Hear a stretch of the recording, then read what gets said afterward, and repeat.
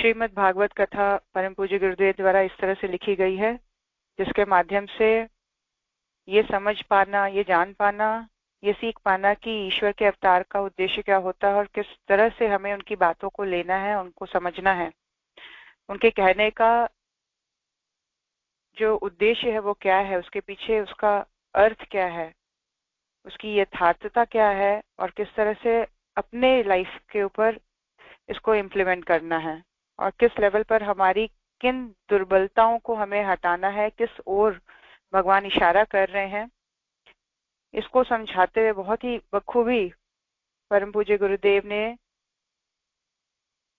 बताया युधिष्ठिर को किस तरह से जो अपने इंद्रियों को वश में रखने वाला योगी होता है वो देवताओं का भी देवता होता है। इसीलिए जो एक सही साधक पुरुष है वो अपने इंद्रियों को वश में करके मन को परमात्मा से जोड़ने का उसको प्रयास करना चाहिए। आगे के क्रम में गुरुदेव हमें बता रहे हैं कि उसी डिस्कशन को जिसमें श्री कृष्ण भगवान सदाचार परायण रहने में, इंद्रियों को वश में रखने में, इसको स्वच्छंद, इंद्रियों को स्वच्छंद ना होने देने में ही अपनी आत्मा की रक्षा है। अपनी एग्जिस्टेंस को हम सही तरीके से चला पाएंगे अगर उस लेवल पर हमारा प्रयास रहेगा। इसीलिए जो क्वेश्चन अर्जुन ने किया है कि श्रेष्ठ पुरुषों का आचरण कैसा होता है, क्या होता है, तो उसके आंसर में सर्वप्रथम श्री कृष्ण भगवान कह रहे हैं कि संयम को अपनी लाइफ में दृढ़ कर लो। संयम हर लेवल पर, संयम खाने के लेवल पर, संयम देखने के लेवल पर, संयम सोचने के लेवल पर, संयम अपने पास उपलब्ध जितनी भी सुविधाएं हैं, चाहे वो समय ही क्यों ना हो, चाहे वो आपकी कोई कला ही क्यों ना हो, चाहे वो आपकी कोई अचीवमेंट ही क्यों ना हो, हर एक चीज का एक संयम और व्यवस्थित तरीका लेकर चलना, ये एक श्रेष्ठ आचरण वाले मनुष्यों का कर्तव्य बनता है। ये धर्म इसको कहा गया है। आगे गुरुदेव कह रहे हैं कि कामनाओं द्वारा इंद्रिय सुख में लगा रहने वाला मनुष्य कामाचारी और इंद्रिय संयम में प्रवृत्त रहने वाला पुरुष सदा ही ब्रह्मचारी कहलाता है। अब ब्रह्म क्या है? उस ब्रह्म का इन चर्म चक्षुओं से दर्शन नहीं हो सकता। उस ज्ञान का दर्शन होना मतलब अनुभव में आना, हम उसको एक्सपीरियंस कर पाते हैं। तो कह रहे हैं ये इंद्रियां जो है, सेंसेस हैं, चर्म चक्षु है, जो हमारी आंख है फिजिकल, उसके बेस पर हम उसको देख या समझ नहीं पाएंगे। किसको? परम ज्ञान को, जिसको ब्रह्म कहा गया है। परम ज्ञान यानी कि ऐसा ज्ञान जिसको पा जाने के बाद पानी का पानी, दूध का दूध हो जाता है। एक तरह से रियलिटी समझ में आ जाती है। एक बहुत ही बेसिक और फंडामेंटल लेवल पर जो एक सामने क्रिएशन है, इतना वृहद, इतना बड़ा संसार और इतना बड़ा ब्रह्मांड, ये सारी चीजें समझ में आने लग जाती हैं। तो इसको जानने के लिए ये फिजिकल सेंसेस सफिशिएंट नहीं है या ये किसी काम के नहीं है। चर्म चक्षुओं से इसका दर्शन नहीं हो सकता, संपूर्ण इंद्रियों से भी उसको ग्रहण नहीं किया जा सकता। केवल बुद्धि रूपी बहुत इंपॉर्टेंट लाइन, केवल बुद्धि रूपी दीपक की सहायता से उस महान आत्मा का दर्शन होता है। सिंप्लीफाई करते हैं, हम शब्दों में फंसने का मतलब कि भूल ना करें। ब्रह्म का दर्शन करने की और बुद्धि रूपी दीपक की सहायता से उस महान आत्मा के दर्शन करने की बात कर रहे हैं श्री कृष्ण भगवान। वो कह रहे हैं कि अगर तुम रियल एसेंस को लाइफ के जानना चाहते हो तो तुम्हें सबसे पहले इस बात को समझ लेना चाहिए कि ये सेंसेस उसके लिए सफिशिएंट नहीं है। इन सेंसेस में सबसे जो श्रेष्ठ है बुद्धि, बुद्धि भी एक इंद्रिय के रूप में है, मन भी एक इंद्रिय के रूप में है। तो ये जो इंद्रियों में सर्वश्रेष्ठ है बुद्धि, बुद्धि की सहायता से, बुद्धि रूपी दीपक की सहायता से, बुद्धि में इस चीज का होना बहुत जरूरी है कि हमें जिज्ञासा है, हमें जिज्ञासा है उस स्तर तक पहुंचने की, उस लेवल तक पहुंचने की जहां हम ये जान सके कि हमारा उद्देश्य क्या है।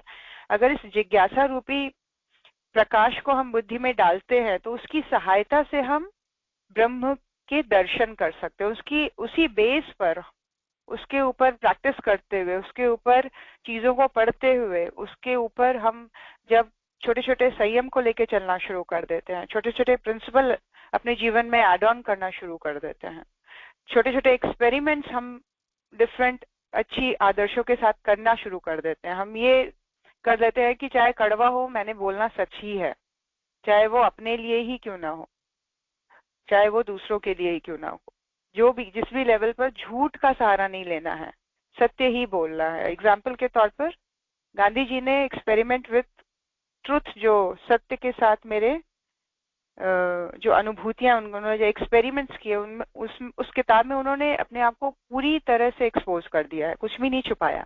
उन्होंने सब बताया कि इस झूठ को छोड़कर मैंने इस सत्य को पकड़ा और उस सत्य को पकड़ने में मैंने क्या क्या किया।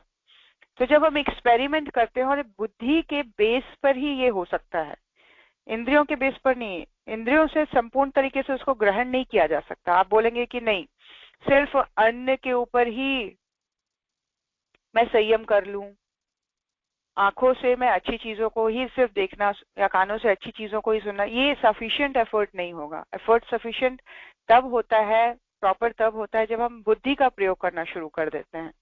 बुद्धि सोचने में जाती है, बुद्धि प्लानिंग में जाती है, बुद्धि अपने सारे इंद्रियों को डायरेक्शन देने में जाती है। बुद्धि के बेस पर ही ये बॉडी का एक एक कण चल रहा है।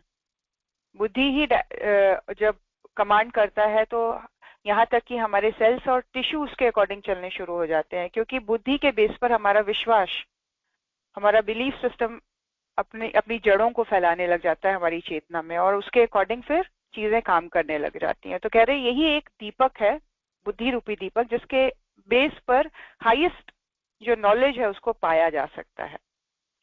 तो गुरुदेव कह रहे हैं कि ईश्वर की अनुभूति के लिए स्थूल इंद्रिय या स्थूल कर्मकांड काफी नहीं है, उसके लिए बुद्धि को प्रकाशित करना आवश्यक है। कर्मकांड के लेवल पर, फिजिकल बॉडी के लेवल तक ही एफर्ट लगाना सफिशिएंट नहीं है। हाँ, शुरुआती जर्नी की स्टार्टिंग के लिए जरूरी है, क्योंकि ये सारे एक्टिविटीज मन को एकाग्र करते हैं। जब हम यज्ञ करने बैठते हैं, जब माला जपने बैठते हैं, तो हम एक फिजिकल लेवल पर अपनी जो चंचलता है, अपनी हड़बड़ाहट है, अपना जो हल्कापन है, उसको हम भरने का प्रयास करते हैं फिजिकली स्टेबल होकर, फिजिकली उसमें इन्वॉल्व होकर। तो वो एक बेसिक लेवल पर रिक्वायरमेंट है। बट अंततः जहाँ हम परम ज्ञान की प्राप्ति की बात कर रहे हैं, अल्टीमेट जो उद्देश्य को पाने की बात कर रहे हैं ह्यूमन जर्नी की, तो उसके लिए बहुत जरूरी है कि बुद्धि में वो प्रकाश आए और उस ज्ञान को लेने की शुरुआत हो सके। और वो बुद्धि जब प्रकाशित होती है तो आत्मा तक लेके जाती है, और वो बुद्धि का प्रकाशित होना ही आत्मज्ञान है, और आत्मज्ञान द्वारा ही परमात्मा की अनुभूति की जा सकती है। पांडवों ने पूछा कि हे योगेश्वर, हमने सुना है कि मनुष्य के अंदर दुष्प्रवृत्तियों के रूप में दानवों का निवास रहता है, जो जीव को जबरदस्ती अपने पथ में भटका देते हैं। साधक उन्हें परास्त करते रहते हैं, यह कैसे तथा किसके मार्गदर्शन से संभव है? पांडवों ने श्री कृष्ण भगवान से पूछा। पांडवों इसीलिए शब्द प्रयुक्त हुआ है कि ये मात्र अर्जुन का प्रश्न नहीं है, सिर्फ अर्जुन नहीं क्वेश्चन कर रहे हैं, सभी लोग मिलकर इस चीज को कह रहे हैं कि हम लोग में कमियां बहुत है, और ऐसा लगता है कि कई बार वो कमी हमें मनचाहे पथ पर घसीटती ले जा रही है और भटका रही है। तो साधक उन्हें परास्त करते रहते हैं, बार बार उससे लड़ते रहते हैं, यह कैसे तथा किसके मार्गदर्शन से संभव हो पाता है? तो यहाँ श्री कृष्ण भगवान कहते हैं कि हर मनुष्य के अंदर ईश्वर की चेतना का एक अंश रहता है, वही सबका मार्गदर्शन करता है। मनुष्य शुद्ध बुद्धि के द्वारा उसके संकेतों को समझ सकता है और उनका लाभ उठाता रहता है। अगर बुद्धि शुद्ध हो जाएगी तो हम संकेत मात्र से ही समझ जाएंगे कि ईश्वर हमें बताना क्या चाह रहा है। बुद्धि की का शुद्ध होना, उसका इंटेंशन राइट होना, उसकी जिज्ञासा सही होनी, उसका प्रयास सही दिशा की ओर होना बहुत जरूरी है, और उसी बेस पर वो आत्मा की आवाज सुन पाता है। वो उस आवाज को सुन पाता है जो उसको निश्चय ही सही संकेत दे रहा होता है। कई बार हमने हम अपनी आत्मा की आवाज को ही अनसुना कर देते हैं, बाद में कर लेंगे, अरे कोई बात नहीं, ऐसा होता है, और भी लोग भी तो ऐसा करते हैं, सिर्फ मैं ही अकेला थोड़े ना हूँ। तो ऐसे कई सारे जो तर्क हमें हमारी बुद्धि या मन दे देता है संस्कारवश, उसको हम सुनकर अच्छी चीजों को हम दबा देते हैं, हम अनसुना कर देते हैं। अब जैसे एग्जाम्पल के तौर पर महाभारत का एग्जाम्पल, जहाँ कर्ण आकर रिक्वेस्ट कर रहे हैं बार बार द्रोणाचार्य जी को कि आप मुझे धनुर्विद्या धनुर्विद्या दें। आप बाकी कौरवों पांडवों को भी तो दे रहे हैं, आप मुझे भी दें। और कहीं ना कहीं उनकी आत्मा से आवाज निकल रही है कि शिक्षा का अधिकार सबको है, इसमें कहीं भी किसी भी तरह की पार्शियलिटी मेरे द्वारा नहीं होनी चाहिए। उस बात को उन्होंने जब मन में दबाया और नहीं सुना, नहीं सुनने वाला कर्म उनके द्वारा हुआ था कि सुनते हुए भी जानते हुए भी अनसुना कर देना। ठीक वही उनके कर्म प्रारब्ध किस तरह से महाभारत के युद्ध में आते हैं और सुनने की कंफ्यूजन की वजह से उनका अंत हो रहा है। उन्होंने अश्वत्थामा मारा गया सुनने को उन्होंने ये समझ लिया कि उनका पुत्र मारा गया है, और किस तरह से वो दुख में समाधिस्थ हो जाते हैं और कैसे उनका वध कर दिया जाता है नहीं सुनने के कारण, क्लैरिटी नहीं रखने के कारण। तो कैसे कोई भी चीज वापस हमारे पास ही आती है। आज हम अगर अनसुना कर रहे हैं अच्छी बातों को, सुनकर भी अपनी पुराने ढर्रे और तरीकों को बनाया हुआ है, तो ये बहुत बड़े खतरे की बात है, किसी और के लिए नहीं, सिर्फ अपने लिए। इसीलिए जो चीज आत्मा को अच्छी लग रही हो उस ओर थोड़ा ध्यान दीजिए, थोड़ा एफर्ट लगाइए, थोड़ा अपने कंफर्ट जोन से बाहर निकलिए और फोर्सफुली अपने आप को उस पथ पे आगे बढ़ाने का प्रयास करिए, क्योंकि अंततः हमारी जीत उसी में है। हमारा धर्म ही यही है, हमारी आत्मा का शक्तिशाली होना इसी मार्ग से संभव है, कोई और मार्ग नहीं है। इसीलिए जो व्यक्ति आत्मा की आवाज सुनता है, उसके अंदर के कुसंस्कार, प्रवृत्तियां, दुर्बलताएं, लाइफ की अदर डिफिकल्टीज अपने आप सुलझती चली जाती है, सॉल्व होती चली जाती हैं चीजें। जीवन की कॉम्प्लेक्सिटी सिंप्लिसिटी में कन्वर्ट होती चली जाती है। जो रिलेशंस, जो काम, जो सर्कमस्टांसेस, जो अपने कमजोरियां आज तक लग रही हैं, वो स्ट्रॉन्ग लेवल पर, सही लेवल पर, रिफाइंड लेवल पर हम लोग को स्ट्रॉन्ग करती चली जाती है। मात्र हमें अपनी आत्मा की आवाज सुननी है, और ये वही सुन सकता है जिसकी बुद्धि पवित्र है। बुद्धि पवित्र मतलब इंटेंशन करेक्ट है। गुरुदेव मेरे अंदर ये कमी है, माता जी मेरे अंदर ये दुर्बलता है, इसे आप उबारो, आप मुझे शक्ति दो, और इसके लिए मैं अपने लेवल पर ये प्रयास करूंगी, मैं आपका ये कार्य करूंगी, मैं आपके लिए इतना समय निकालूंगी, मैं इसके लिए इतने लोगों से कांटेक्ट करूंगी, मैं स्वाध्याय में और 10 लोगों को जोड़ूंगी।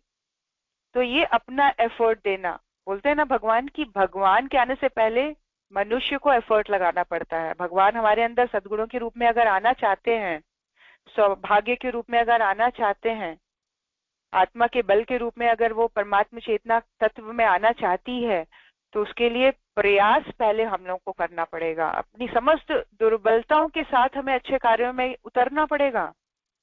वेट नहीं करना है कि जिस जिस दिन मैं सच बोलना सीख जाऊंगा, सीख जाऊंगी, तब मैं दूसरों को बताने के लिए निकलूंगी। नहीं, निश्चय ही उसमें पावर तभी आएगा जब हम उसको इम्प्लीमेंट करते हैं। लेकिन अगर हम दुर्बलतावश नहीं कर पा रहे हैं, और लेकिन सच्चा संघर्ष है उसके अगेंस्ट हमारे अंदर, तो आपका सामने वाले को बोलना भी प्रभाव डालेगा। आपका वो एफर्ट माना जाएगा, वो धूर्तता नहीं, पाखंड नहीं माना जाएगा, क्योंकि सही सच्चे मायने में आप भी उससे फाइट कर रहे हैं, उस टेंडेंसी से आप भी अपनी उस कमी से फाइट कर रहे हैं। लेकिन उस फाइट करने में आप ये भी प्रयास कर रहे हैं कि दूसरों को भी हेल्प किया जाए इस मार्ग पर आगे बढ़ने में। आपका इंटेंशन सुधरना और सुधारना दोनों है, तो उसमें आत्मा का बल बढ़ता है, और आत्मा के बढ़े हुए बल के बेस पर ही परमात्मा को पाया जा सकता है। दुर्बल आत्मा वाला व्यक्ति, आत्मा की आवाज को अनसुना करने वाला व्यक्ति, विवेक को दबा के कुचल के आगे बढ़ने वाला व्यक्ति कभी सच्चे मार्ग की ओर, सन्मार्ग की ओर, उज्जवल भविष्य की ओर, परमात्मा की ओर नहीं बढ़ सकता। एक ही गुरु है, दूसरा नहीं। जो हृदय में स्थित है उस परमात्मा को ही मैं गुरु बतला रहा हूं। उसी गुरु के अनुशासन से समस्त दानव हार गए हैं। अब वो जो कह रहे हैं कि दानव को हराने के का जो बेस है वो क्या है? क्या है कि व्यक्ति हर संभव प्रयास करता रह जाता है, लेकिन ये जो प्रयास की शुरुआत है किस बेस पे हो रही है? तो वो कह रहे हैं कि तुम्हारे हृदय में स्थित जो आत्मा है वही तुम्हारा प्रथम गुरु है, वही तुम्हारा मार्गदर्शन कर रहा है, वही तुम्हें कचोटता है, वही तुम्हें रोकता है गलत चीजें करने पर। उसकी अगर आवाज सुननी शुरू कर दोगे, उसका अनुसरण करना अगर हम शुरू कर देंगे, तो उसी के अनुशासन से रहकर हम अपने अंदर की समस्त दुर्बलताओं का, दानवों का नाश कर सकते हैं। पूज्य गुरुदेव भगवान कह रहे हैं, हृदय में स्थित दिव्य चेतना ही सदगुरु हैं। लौकिक गुरु उसी को जागृत करने में सहयोग देते हैं। लौकिक गुरु जो सशरीर हमारे समक्ष बैठे हैं, जो हमसे बात कर रहे हैं, उनका प्रयास क्या है कि हमारी ही आत्मा में स्थित गुरु तत्व जो है, जो दिव्य चेतना हमारे हृदय में गुरु रूप में अवस्थित है, उसका जागरण हो जाए। सामने वाले शिष्य का, बच्चे का आत्मविश्वास बढ़े। वो आत्मविश्वास बढ़ाने का काम करते हैं। इसीलिए कई बार जब हम उनसे प्रश्न करने जाते हैं, उनसे हेल्प मांगने जाते हैं, तो उनकी बात कुछ इस तरह की होती है जो कहती है कि तुम उस लेवल पर पुरुषार्थ करो कि तुम्हारा आत्मविश्वास बढ़े। देने को एक क्षण में मैं तुम्हें ये चीज दे दूंगा, दे दूंगी, लेकिन उसमें तुम्हारा इम्प्रूवमेंट नहीं है, तुम्हारा फ्यूचर नहीं बन रहा। तुम अपने आप को घिस के चमकाओ, और उस चमक के साथ जब तुम्हारा आत्मबल बढ़ेगा, तब तुम्हारे अंदर मेरी ज्योत प्रवेश करेगी और तुम्हें वो सब कुछ दे देगी जो तुम्हें चाहिए। तुम वो सब कुछ प्राप्त कर लोगे जो तुम्हें चाहिए। इसीलिए जो सच्चा गुरु होता है वो हृदय में स्थित दिव्य चेतनात्मक गुरु के जागरण करने का प्रयास करता है। वो सब कुछ अनायास ही देने में विश्वास नहीं करता। फ्री का नहीं बढ़ता वहां पे कुछ भी। फ्री का लेने वालों को कुछ नहीं मिलता, वो ऐसे ही आ जाते हैं वापस। और जो सच्चा साहसी शिष्य होता है वो उनकी बात को समझकर अपने लाइफ में चैलेंजेस को लेने के लिए खड़ा हो जाता है, अडिग हो जाता है, दृढ़ हो जाता है।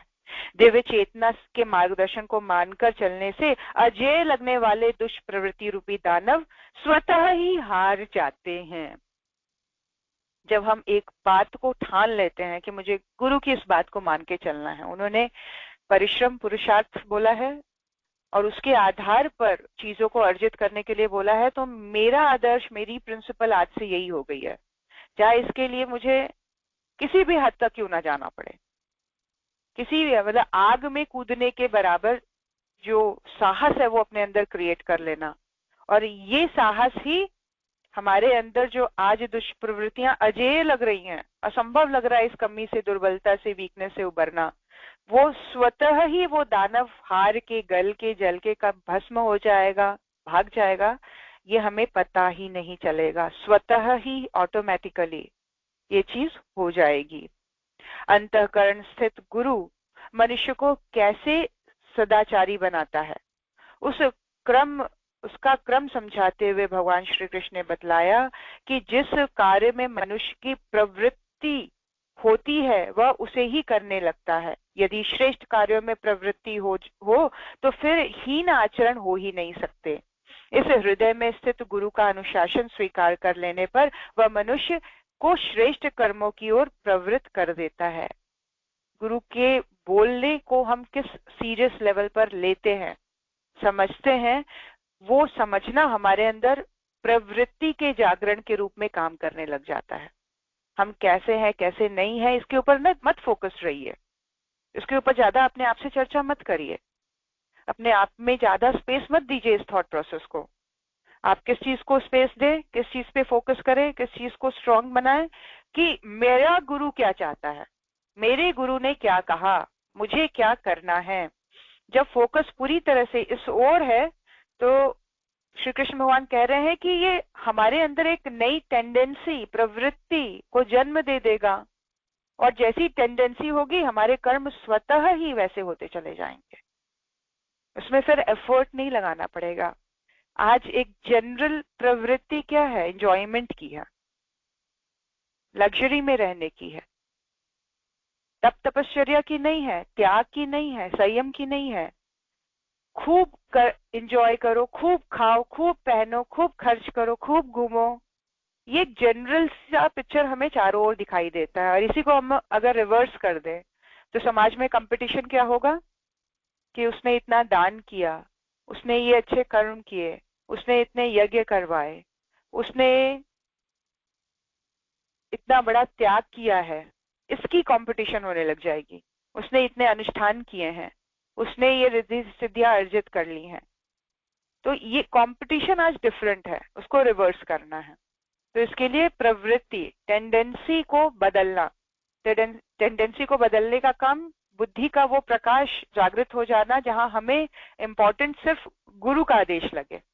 ऐसे कई एग्जाम्पल्स हैं जहां पर गुरु का आदेश मिला और व्यक्ति कुएं में छलांग मार देता है। गुरु का आदेश मिला, उफनती हुई नदी में छलांग मार दिया। गुरु का आदेश मिला कि अपने इस शरीर को ही तुम समाप्त कर दो, तो उसने पहाड़ों से ही छलांग मार दिया। फिर उसके बॉडी को कलेक्ट करके उसको फिर से ठीक किया गया और फिर कहा गया तुम्हारी जो जर्नी समाप्त होने के बाद जो मेरा आशीर्वाद मिलना था वो इस क्रम के द्वारा हो गया है। तुमने जो सत्साहस, जो शौर्य गुरु के निर्देश को मानने में दिखाया है, अब तुम्हारा नया जन्म है। ये नया जन्म दे देता है हमारे कॉन्शियसनेस में, ये नई पॉसिबिलिटीज को जागृत कर देता है, नई टेंडेंसीज के रूप में, नई प्रवृत्तियों के रूप में। और जहां वो प्रवृत्ति जागृत हो गई, यहाँ पर हमने अपने आदतों के ऊपर फोकस नहीं किया, अपनी दुर्बलता और कमजोरियों के ऊपर आज तक हम सोचते और डिस्कस करते आ रहे थे। मैं ऐसी हूँ, मैं ये हूँ, मैं वो हूँ, वो स्ट्रांग होता चला जा रहा था हमारी चेतना में। अब ये बोलिए कि मेरे गुरु ने ये कहा है, उन्होंने मेरे से ये कहा है, उनका ये मेरे लिए निर्देश है। और जहां हम ये सोच लेंगे, जहां ये हम समझ लेंगे, जहां इस चीज को लेकर हम खड़े हो जाएंगे, तो हमारा नया जन्म है।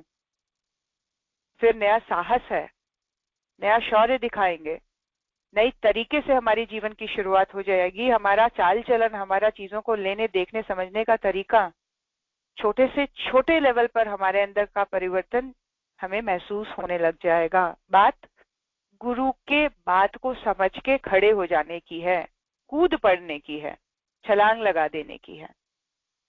पहले वह कर्म का अनुमोदन करता है, उसके बाद जीव को उसमें कर्म प्रवृत्त होती है।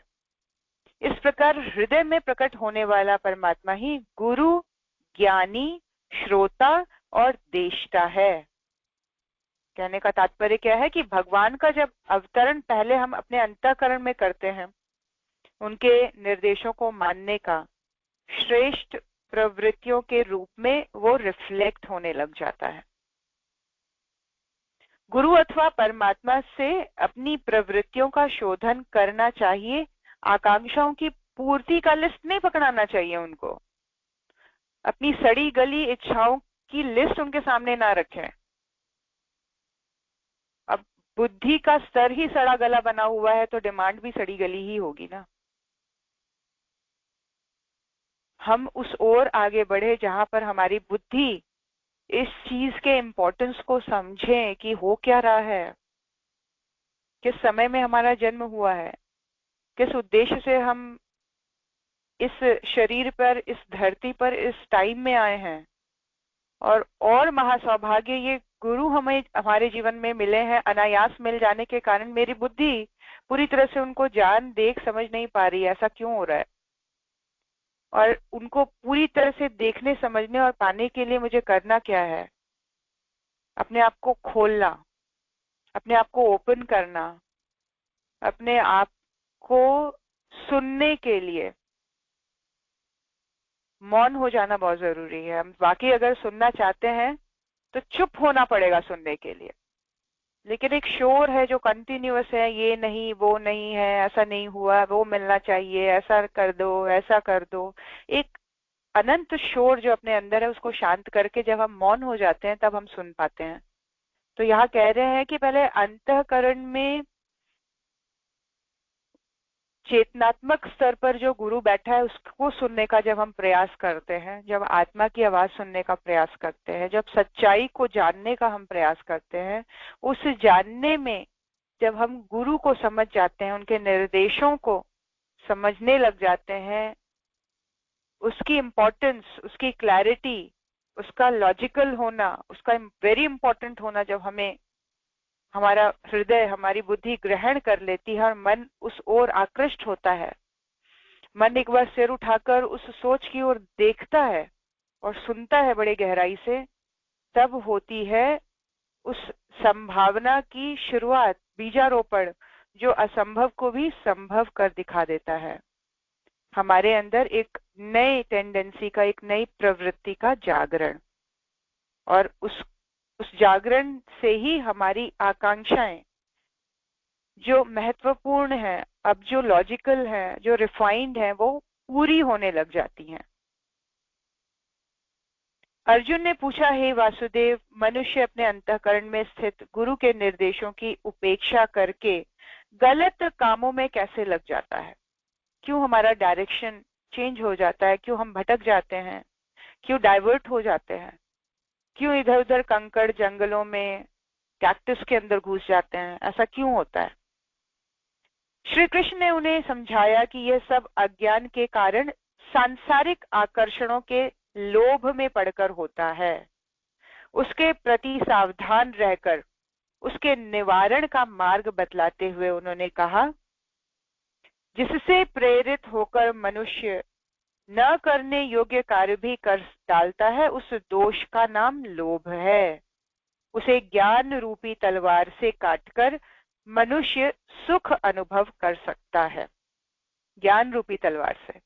अब तलवार के रूप में क्या काम आ रहा है? हमारी सच्ची अच्छी सोच, हमारी ज्ञानवान सोच, हमारी विवेकवान सोचने का तरीका, हमारे सही ढंग से किसी सर्कमस्टांस को, किसी के बिहेवियर को, किसी के कहने को समझ लेने का तरीका। अब ये कह रहे हैं कि भटकने का मूल है कि हम सांसारिक मूर्खतापूर्ण आकर्षणों में आ जा रहे हैं। फेसबुक में किसी की फोटो देखी, काश मेरे पास ये होता। व्हाट्सएप में किसी ने मेरी बात का रिप्लाई नहीं किया, अभी तक क्यों नहीं किया? क्या है? अभी पूरी तरह से संसार का जो सड़ा गला प्रचलन है बहुत इंपॉर्टेंट लग रहा है, उसकी चमक से ही अभी ओतप्रोत हुए बैठे हैं हम, पूरी तरह से सर तक कीचड़ के अंदर घुसे हुए। कीचड़ ही तो है जो ठीक से खड़े होकर चलने ना दे, बार बार गिराए, बार बार गिराए, बार बार दुख दे, बार बार कष्ट दे, वो कीचड़ है। हम उस कीचड़ में ही एंजॉय कर रहे हैं अभी तक। उठते हैं, गिरते हैं, फिसलते हैं, कभी टांग टूटती है, कभी सिर फूटता है, लेकिन उससे बाहर निकलने का प्रयास नहीं है। गुरुदेव कह रहे हैं, विवेक रूपी, ज्ञान रूपी प्रकाश से जब हम खड़े होते हैं, उस तलवार को हाथ में लेते हैं, जब उस सोच को हम लेकर चलते हैं कि इन सब को एक तरफ करके जो प्रकाश, परम प्रकाश धरती पर आया, वो कह क्या रहा है, जरा सुनने का प्रयास करें। वो क्या क्या रहा है, मेरे से क्या बातें करना चाह रहा है, मुझे क्या डायरेक्शन दे रहा है, जरा जानने का प्रयास करें। उस तलवार को हम हाथ में जब लेते हैं, तब ये जो लोभ रूपी दानव है, ये अपना रूप छोटा करने लग जाते हैं। कीचड़ सूखने लग जाता है, कंक्रीट सरफेस, एक कड़ा, एक समर्थ रूप से चलने वाला सरफेस हमारे पैर के नीचे बनने लग जाता है। अगर चलना है ढंग से तो कीचड़ से बाहर निकलना होगा। अगर बार बार फिसलना और दुखी नहीं होना है तो कीचड़ से बाहर निकलना होगा। हमने संसार कितना अपने आसपास इकट्ठा किया हुआ है और उस संसार को हम इम्पोर्टेंस कितना दे रहे हैं, हमारी टेंडेंसी उस ओर कितनी ज्यादा है, हमारा मन उस चीज में कितना लग रहा है, ये डिफाइन करेगा कि कितना टाइम लगेगा अभी उस कीचड़ से बाहर निकलने में। अभी एक समतल जमीन पे चलने में, अभी जंगल और कंकड़ों और कांटों से बाहर निकलने में समय कितना लगेगा। सब चीजें हमारी हाथ में है। कोई भी चीज अनायास या फोर्सफुली हमारे लाइफ में नहीं हो रही है। ये बात क्लियर होती चली जा रही है। इस बात से क्लैरिटी आती चली जा रही है कि सारी क्रिएशन मेरी खुद की है, क्योंकि मनुष्य इस तरह से बनाया गया है कि उसकी संभावना वहां तक जा पहुंचती है जहां पर वो अपने मन से शरीर को छोड़ेगा, अपने मन से धरती पे आएगा, अपने मन से वो डिसाइड करेगा कि उसको कौन से शरीर में जन्म लेना है, तो वो पूरी तरह से राजा ही है। अब इस राजा की स्थिति इतनी दयनीय, कमजोर, दुर्बल, जहां वो चल ही नहीं पा रहा है, बार बार गिर रहा है, और कीचड़ में बैठा होने के कारण ऐसा हो रहा है। और वो कीचड़ में बैठे होने का कारण है प्रवृत्ति, टेंडेंसी। और वो टेंडेंसी इसीलिए क्योंकि फोकस्ड हम उस ओर है, और फोकस इसीलिए है कि प्रकाश, बुद्धि में प्रकाश नहीं है, बुद्धि में सच्चा ज्ञान नहीं है, बुद्धि में सत्य को जानने की जिज्ञासा ही नहीं है। जहां है जैसे है, आनंदित है, उसी में मजा आ रहा है, गिरने में ही मजा आने लग गया है। अब कई बार क्या होता है कि शरीर में जब कहीं खुजली एक जगह होनी शुरू होती है, तो ठीक करने के बजाय व्यक्ति उसको खुजली करने को ही एंजॉय करता है कि बड़ा मजा आ रहा है खुजाने में, खुजाते ही रहो, इसकी ट्रीटमेंट नहीं करते हैं तो वो खुजली पूरे शरीर में फैलती है। तो वैसे ही इस खुजली को हम फैलने देते हैं और इसी कीचड़ में बैठे रह जाते हैं, और हम कुलमुलाते रह जाते हैं। देखा है ना, कोई कुछ कीड़े होते हैं पानी में पैदा होते हैं, और किस तरह से पानी गंदा होता चला जाता है और उनकी कुलबुलाहट बढ़ती चली जाती है, कीड़ों की संख्या बढ़ती चली जाती है, और उससे ज्यादा उनके लाइफ में कुछ नहीं है, कोई एक्शन नहीं है, कोई वो नहीं है, डेवलपमेंट नहीं है कि भाई पानी से बाहर निकले, चलना शुरू किया, हो सकता है आगे चलकर नेचर उसको पंख दे दे तो उड़ना भी शुरू कर दे, तितली बन जाए। लेकिन वो कुलमुलाने वाला कीड़ा पानी में ही कुलमुलाहट को एंजॉय कर रहा है। तो ये वृत्ति, जहाँ हम आगे ना बढ़ना चाहें, जहाँ हमारे अंदर जिज्ञासा ना उठे, जहाँ इस तरह के प्रश्न ना उठे, ये कुलमुलाने वाले, कीचड़ में रहने वाले कीड़ों की सी जिंदगी, जहाँ मूवमेंट तो पूरी है, पूरी तरह से हिल रहे हैं, डुल रहे हैं, खा पी रहे हैं, घूम रहे हैं, शॉपिंग कर रहे हैं, एंजॉय कर रहे हैं, रो रहे हैं, चिल्ला रहे हैं, दोष दे रहे हैं, सब कुछ है, सारे इमोशंस हैं, सारे इमोशंस, लेकिन कहीं कोई इम्प्रूवमेंट नहीं है। अगर हम उसमें सेटिस्फाइड हैं तो अच्छी बात है, रोने में ही कई बार मजा आने लग जाता है, चिंता करने में ही कई बार मजा आने लग जाता है जिंदगी का। जो इसमें सेटिस्फाइड है, सेटिस्फाइड रहिए, लेकिन अपॉर्चुनिटी उस हद तक जाने की है आज, इस पल में, इस युग में, इस क्षण में, क्योंकि हमारे पास ज्ञान के भंडार के रूप में देने वाला गाइड आया हुआ है। और इससे बड़ा दुर्भाग्य हो ही नहीं सकता किसी का भी, कि ऐसा होते हुए, इस ज्ञान को पाते हुए, इस गुरु के जीवन में होते हुए हम उस ओर आकृष्ट ना हो कि हम उस लेवल तक पहुंचने का प्रयास करें जहां हम स्थिर होकर, शांत होकर चलने की सी स्थिति में आ जाएं। दौड़ना तो दूर है अभी। तो अब गुरु कह रहे हैं, जब प्रवृत्ति की ओर हम क्वेश्चन करते हैं और उस ओर एफर्ट लगाते हैं, उस ओर हम बढ़ने का प्रयास करते हैं, तो गुरु हमारे अंदर जागृत होने लग जाता है आत्मबल के रूप में। और आत्मा का बल जब बढ़ता है तो गुरु के बताए हुए चीजें हमारे जीवन में मैनिफेस्ट होने लग जाती हैं, क्योंकि हमने उस ओर चलना शुरू कर दिया। उस ओर प्रयास, सच्चा प्रयास करना, पूर्ण ईमानदारी के साथ, बिना किसी को दोष दिए, किसी के ऊपर दोषारोपण किए, किसी को ब्लेम किए, किसी के ऊपर क्रुद्ध हुए, किसी को दबाए, किसी को किसी भी तरह से परेशान किए हुए, सच्चे मन से पूरी स्ट्रगल अपने ऊपर लिए हुए, पूरी जिम्मेदारी अपने कंधों पर लेकर जब हम चलना शुरू करते हैं तो गुरु हमारे साथ होता है। तो वो शक्ति हमारे साथ होती है जो आत्मा का बल बढ़ाती चली जाती है, और उसी बेस पर हमारे ये संसार के आकर्षण कम होते चले जाएंगे जो हमें भटकाते हैं। और भटकाव जहाँ बंद हुआ तो हाईवे का रास्ता खुलता है, और एक बार हाईवे पे गाड़ी आ जाती है तो उसकी स्पीड मिनिमम 100 होती है, 100 के ऊपर ही दौड़ती है। फिर हाईवे पे फिर हमारी स्पीड, हमारी चेतना की गति ऊर्ध्वगामी होती है, और उसकी चढ़ने की जो, बढ़ने की जो गति है वो बढ़ती चली जाती है, बढ़ती चली जाती है। फिर हमारे प्रयास बड़े चढ़े हो जाते हैं। फिर क्या खाना, क्या पीना, क्या एंजॉयमेंट, क्या कपड़े, क्या लोगों से वाहवाही, क्या आशाएं करनी, क्या अपना सम्मान की चिंता करनी, सब मिट्टी लगती है। मिट्टी मिट्टी लगना मतलब it is of no value. ये कहीं मेरे कॉन्शियसनेस में इसके लिए स्पेस नहीं है, मेरे पास इतना टाइम नहीं है इनके लिए। टाइम नहीं होना मतलब बिल्कुल ही व्यर्थ वाले लेवल पर ये चीजें आ जाती है। और आत्मा की प्रगति पूरे अपने जिसको बोलते हैं एक्सट्रीम पे चली जाना, हाईवे में दौड़ना। श्री कृष्ण भगवान के मुखार विंद से इस प्रकार उपदेश सुनकर अर्जुन बोले, हे असुर निकंदन, आपकी कृपा से हमारे मनों में श्रेष्ठ सत्पुरुषों के जीवन क्रम के प्रति जिज्ञासा जाग गई है। क्वेश्चन क्या था अर्जुन का? अर्जुन का प्रश्न था, श्रेष्ठ पुरुषों का आचरण कैसा होता है, अच्छे लोग करते क्या है, कैसे जीते हैं, और इनडायरेक्टली उसको वैसा बनना है। उसके मन में वो जिज्ञासा है, मन में वो इच्छा है।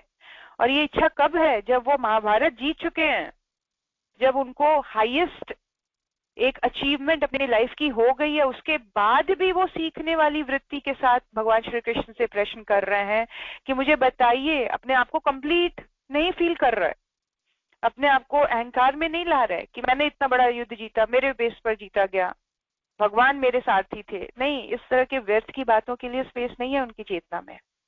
अभी भी एक स्टूडेंट है, इतना बड़ा कार्य करने के बाद भी ये निर्मलता, ये भोलापन, ये जिज्ञासा, इसीलिए वो प्रिय है भगवान श्री कृष्ण को। देखिए उनकी क्वालिटी, वो अभी भी ये जानना चाह रहे हैं कि श्रेष्ठ का आचरण क्या है। इतनी श्रेष्ठ प्रतिभा का प्रदर्शन करने के बाद भी उनमें ये जिज्ञासा और बेटर होने का, और बेटर और बेटर। हम अपने आप से पूछें कि हमारी जिज्ञासा कहाँ तक जाती है, या हम उस कीचड़ के लेवल पर, या दलदल के लेवल पर, या आकर्षणों के लेवल पर रुक गए हैं, सेटिस्फाई हो गए हैं कि चमकीले कपड़े पहनकर अगर 4 लोग मुझे देख रहे हैं तो मेरा काम हो गया, आज के दिन का हो गया काम। बालों को कंडीशन करवा के, स्ट्रेट करवा कर जब चमकीले बाल लहराए और सब लेडीज ने मुझे देखा तो मेरा काम हो गया, बस हो गया। अपनी सेटिस्फेक्शन कहाँ पर खत्म हो रही है? यहाँ पे अर्जुन कह रहे हैं, इतना कुछ करने के बाद, इतनी बड़ी तपस्या के बाद जब उनको गांडव मिल गया, इतने बड़े युद्ध को उन्होंने एक श्रेष्ठ वीर की तरह जीत लिया, तब भी उनका प्रश्न है कि भगवान मुझे बताइए कि श्रेष्ठ व्यक्तियों का आचरण कैसा है। क्यों? उनके अंदर जिज्ञासा है, वो बढ़ना चाहते हैं आगे, वो और जानना चाहते हैं। और इस कृपा से वो कह रहे हैं कि आपकी बात सुनकर जो सत्पुरुष होते हैं उनके जीवन क्रम को जानने की जिज्ञासा और प्रगाढ़ हो गई है मेरे मन में। आपकी आंसर मेरी तीव्रता को, मेरी जिज्ञासा की तीव्रता को और बढ़ाती जा रही है, इंटेंसिटी मेरी बढ़ रही है। अतः आप कृपा करके हम संसारियों के लिए उस पर प्रकाश डालिए। हे वासुदेव, अपने श्रेष्ठ आचरणों के कारण भूसुर कहलाने वाले ब्राह्मण अनेक प्रकार के उत्तरदायित्वों को संभालते हुए कैसे ईश्वर साक्षात्कार कर लेते हैं? गृहस्थ आश्रम में रहकर मनुष्य को किस प्रकार आचरण करना चाहिए? भगवान श्री कृष्ण प्रश्न से प्रसन्न होते हुए बोले, हे कौन्तेय, तुमने तत्व की बात पूछी है। सच्चे ब्राह्मण लोक हित के लिए अनेक उत्तरदायित्व संभालते हैं और अपने स्वार्थ के लिए श्रम करने वालों से भी अधिक तत्परता से विभिन्न कार्य करते रहते हैं, किंतु उनकी अपनी कोई आकांक्षा नहीं होती, इसीलिए वे कर्म करते हुए भी कर्म बंधन से मुक्त होते हैं। देखिए, बहुत डीपली समझने वाली कन्वर्सेशन है और बहुत कुछ सीखा जा सकता है मात्र इसी पैराग्राफ में, कि कैसे अर्जुन की जिज्ञासा तीव्र से तीव्रतम होती चली जा रही है। अब वो एक वीर पुरुष कहलाने में, वीर योद्धा कहलाने में सेटिस्फाइड नहीं है। अब वो ये जानना चाहते हैं कि ईश्वर का साक्षात्कार कैसे हो। तो एक इंटेलिजेंट, एक समझदार व्यक्ति हमेशा ही चेतनात्मक स्तर पर आगे बढ़ना चाहता है, रुकता नहीं है, थमता नहीं है, सड़ता और गलने वाली स्थिति नहीं आती है उसकी चेतना की। उसकी चेतना हमेशा ही प्रकाशित रहती है जिज्ञासा के बेस पर, जानने के बेस पर। अगर जिज्ञासा रुक गई तो हमारी प्रगति रुक जाएगी। हम ये समझ लें कि हमें सब आता है, हमने बहुत किया है, हमें सब पता है, हमने बहुत पढ़ा है, तो यहाँ पे समझ जाइए प्रगति का द्वार रुक गया, थम गया। अब क्या प्रोसेस शुरू होगा? डिके का प्रोसेस शुरू हो जाएगा। डिके कैसे? फिर मन संसार के आकर्षणों को लेना आरंभ कर देगा। क्यों? ज्ञान तो मुझे पूरा मिल गया है, अब तो मुझे सीखने के लिए कुछ है ही नहीं, मैं सर्वे सर्वा हूं। तो माया हावी होने लग जाएगी। माया को हावी नहीं होने देने के लिए परमात्मा का प्रकाश ही ओढ़ के बैठना पड़ेगा। माया भी भगवान के द्वारा ही विनिर्मित उन लोगों के लिए कार्य करती है जहां वो परमात्मा का पल्ला छोड़ देते हैं, उनके ऊपर माया हावी होगी। सिस्टम यही है, सिंपल। और जितना हम उस ओर आकृष्ट होंगे, माया अपना पल्ला वापस खींचने लग जाती है। माया भी तो ईश्वर के द्वारा क्रिएट की गई बहुत ही सुंदर व्यवस्था है। ये ना हो तो पता ना जाने क्या हो जाए, पूरी सृष्टि ही रुक जाए, थम जाए। ये सृष्टि ही चलायमान माया के ऊपर है, ये माया ही पुश कर रही है हमें ईश्वर की ओर। लेकिन उस माया का पुश करना ईश्वर की ओर तभी हम समझ देख और जान पाते हैं जब हमारी बुद्धि में प्रकाश है, हमारी बुद्धि में जिज्ञासा है सत्य के लिए, जिज्ञासा है सही मायने में, जिज्ञासा है पूरी सच्चाई के साथ चीजों को देखने समझने और जानने की और उसके अकॉर्डिंग बनने की। अब यहाँ बनने की बात कर रहे हैं कि भगवान आपने जो बताया हमें श्रेष्ठ पुरुषों का आचरण, उसको जानकर मेरी इंटेंसिटी जिज्ञासा की और बढ़ गई है। मुझे बताइए भगवान को कैसे देखना है। तो गृहस्थ आश्रम में रहते हुए कैसे हम भगवान तक पहुंचे?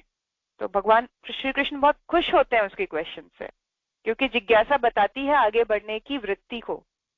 जिज्ञासा बताती है कि सामने वाला सीखना चाहता है, और जो सीखना चाहता है, जो स्टूडेंट है, जो आजीवन एक स्टूडेंट की तरह रह रहा है, वो सबसे प्रिय है भगवान का, क्योंकि उसका पूरा एफर्ट नई चीजों को धारण करने में जा रहा है। फिर वो भटकेगा भी नहीं, दुखी भी नहीं होगा, और ना ही आकर्षण उसके ऊपर, माया उसके ऊपर काम करेगी।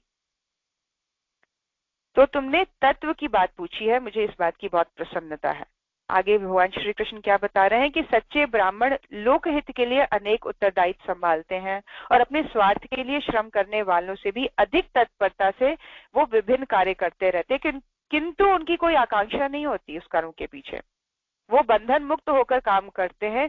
देखने में उनके कार्य भिन्न भिन्न भले ही दिखते हैं, किंतु उनका एक ही उद्देश्य जनहित होता है तथा एक ही विचार होता है कि आदर्श, एक ही आदर्श से वे प्रेरित होते हैं। परम पूज्य गुरुदेव का जीवन देखें,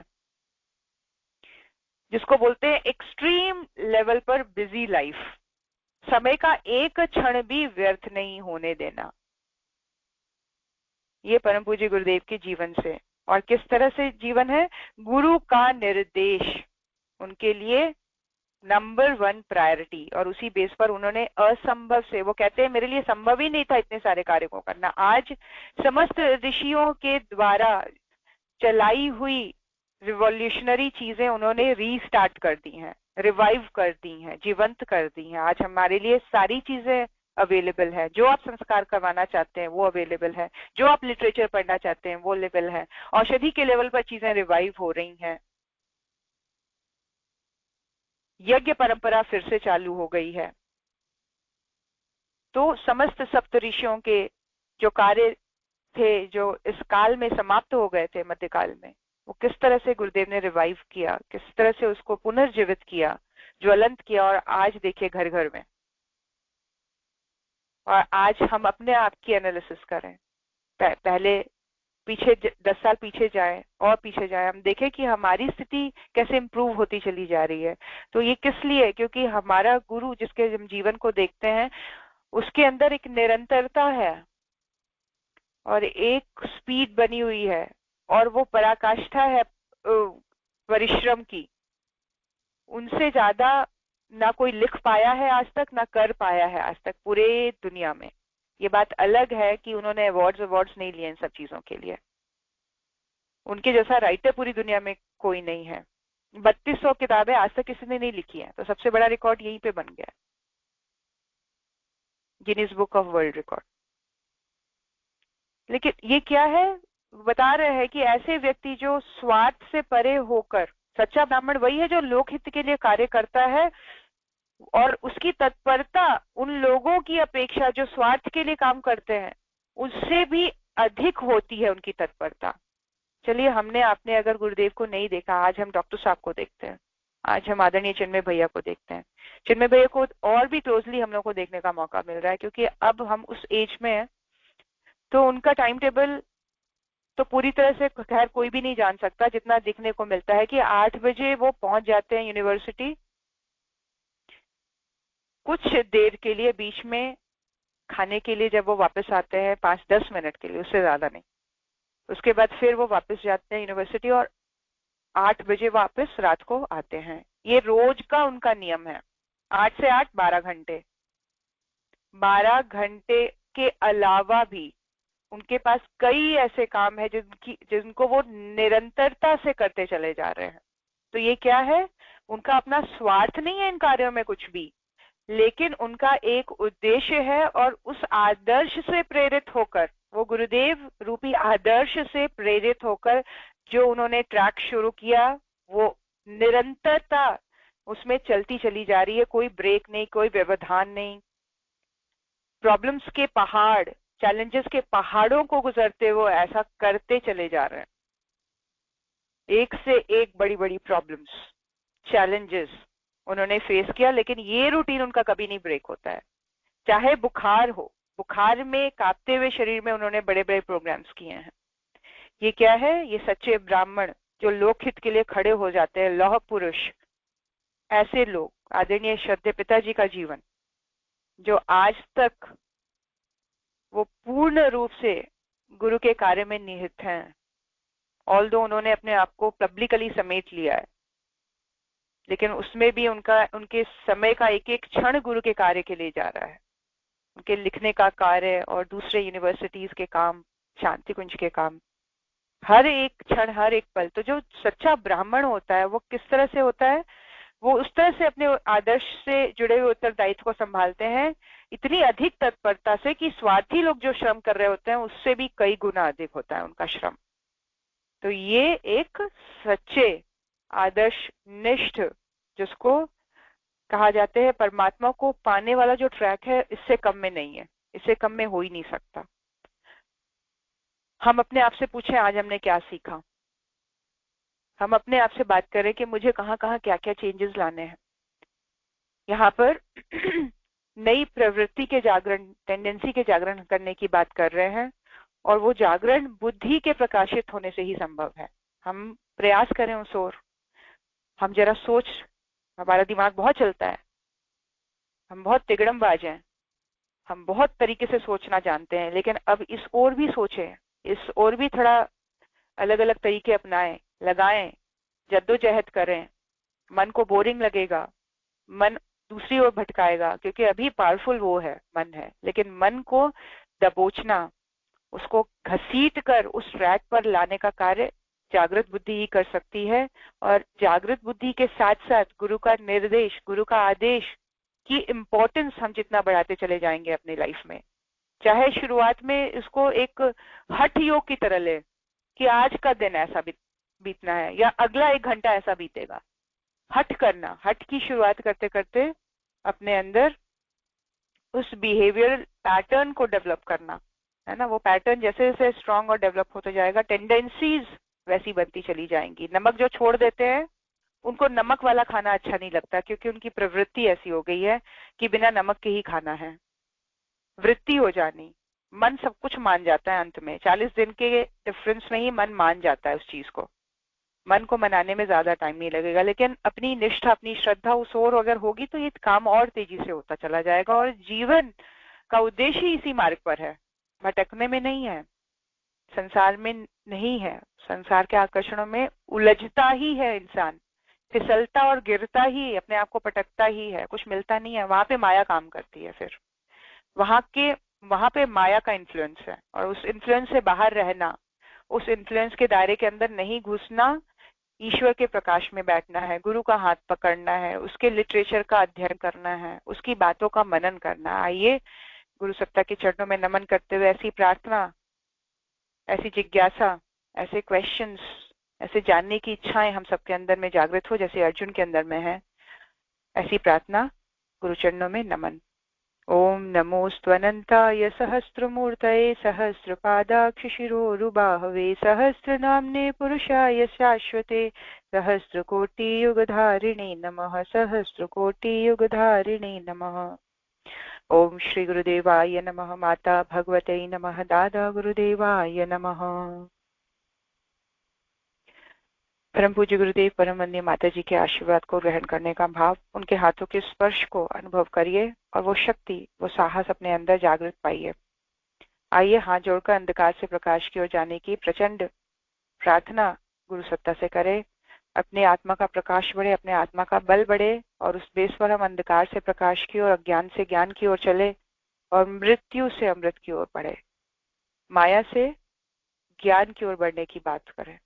ओम अस्तो मा सद्गमय तमसो मा ज्योतिर्गमय मृत्योर्मामृतं गमय स्वार्थ मा परमार्थ गमय अव्यवस्था मा सुव्यवस्था गमय।